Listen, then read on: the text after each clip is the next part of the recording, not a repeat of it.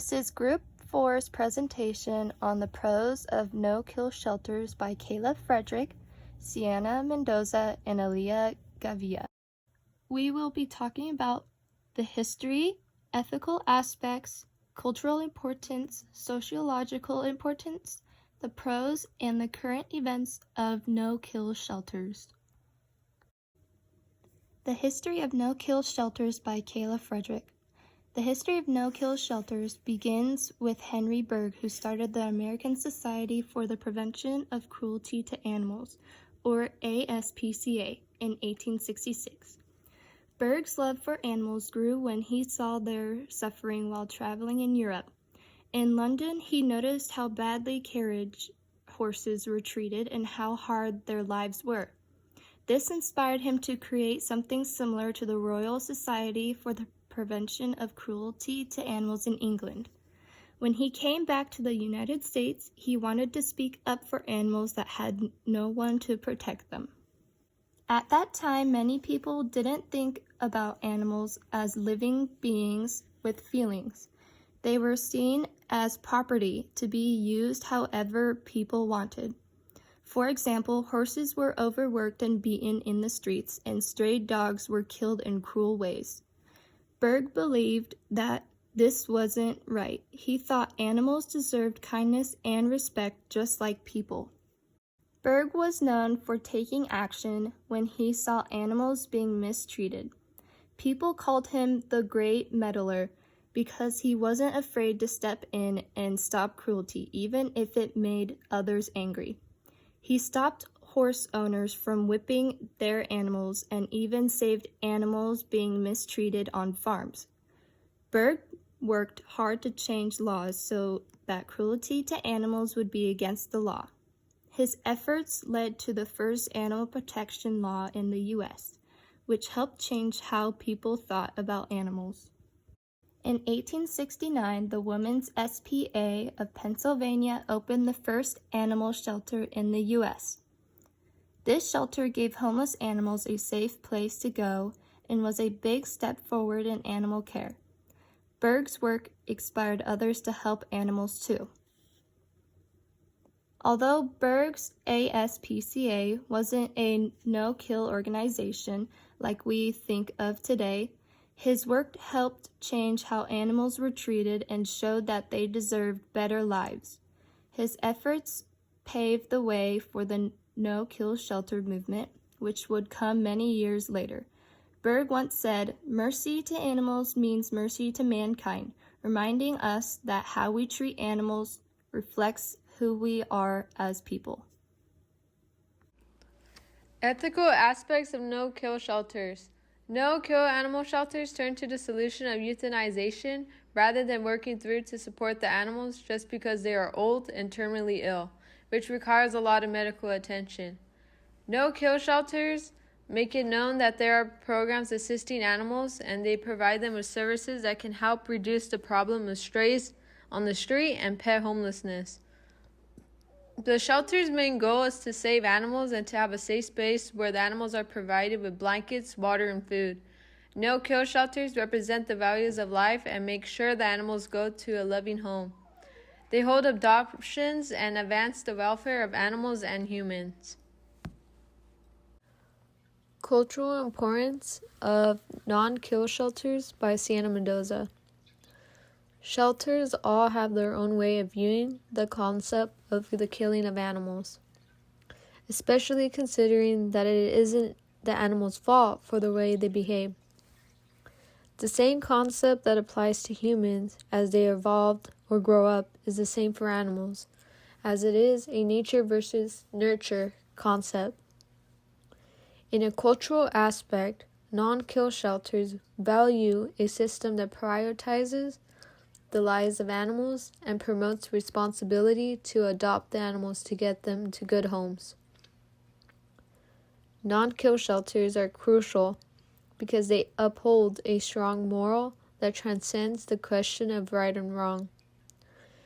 When seen from an external viewpoint, everyone would concur that killing an animal because of its age or full potential is immoral. There are now no animal kill control shelters all over the U.S., and many are striving diligently towards the goal when its shelter director says, "I don't want to kill animals," and then works very hard to change that reality, as they are doing in places as diverse as Williamson County, Texas, in Wilmington, and Georgetown, Delaware. It is possible to create a community sheltering system where death is carried out entirely as an act of mercy when governments, animal shelters, and community members appreciate the no-kill philosophy and collaborate to put laws and programs in place that support it. Sociological Importance of Non-Kill Shelters by Sienna Mendoza. From a sociological perspective, the importance of non-kill shelters varies depending on the values of the community, how individuals drive change, and how they affect human-animal relationships. When animal shelters, governments, and community members value the philosophical principles of no-kill and work together to implement systems and programs to uphold those principles, it is possible to achieve a community sheltering system in which euthanasia is performed only as an act of mercy. 80% of people feel it is very important or essential to have no-kill shelters in their area. 74% of people are more likely to support a shelter working towards becoming no-kill. 51% of people would donate to local shelter or rescue group to ensure shelters become no-kill.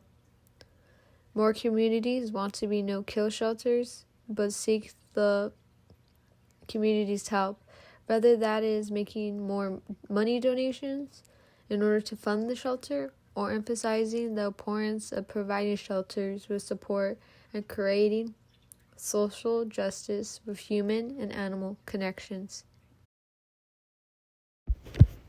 Pros and cons of no-kill shelters. I first will be talking about the pros. Starting off with the benefits of keeping animals inside of no-kill shelters and giving them whole homes are the goals of the no-kill shelters. When an animal shelter is filled or animals too elderly or unadopted, they do be put to death. However, within this last couple years, the number of dogs and cats that have been killed in kill shelters has decreased significantly by 90%, according to the No Kill Advocacy Center. This also comes with the public support. 80% of individuals believe that having no-kill shelter is crucial in a community because of stray dogs, stray cats. People want to find a home. People want to find a long life best friend. No-kill shelters also focus and concentrate on training and rehabilitation.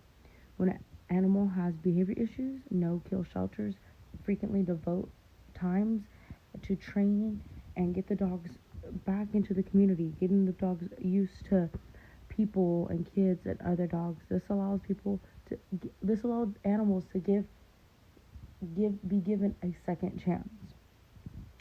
And looking at it on a different approach is also the ethical approach, which it's widely regarded to be morally in line with the idea of not taking a life prematurely. Dogs sometimes don't get that opportunity to get a second chance.